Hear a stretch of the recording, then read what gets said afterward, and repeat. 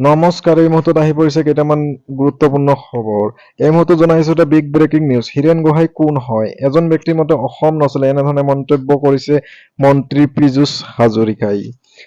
পৰৱৰ্তী খবৰটি হ'ল অসম আৰু মিয়া একে হয়। গুৱাহাটীৰ যিমান বিল্ডিং বনাইছে সকলোৱে মিয়াই বনাইছে। মিয়া যদি শাক-পাচলি নানে কেনেকৈ চলিব গুৱাহাটী? এনেধৰণে মন্তব্য কৰে এজনী সাধাৰণ মহিলাই।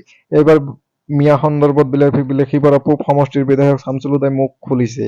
মিয়া ইয়াতেই থাকিব, ইয়াৰে মানুহ মিয়া, বেলেগৰ পৰা উৰিতো অহা নাই, এনেধৰণে মন্তব্য কৰে বিধায়কগৰাকীয়ে।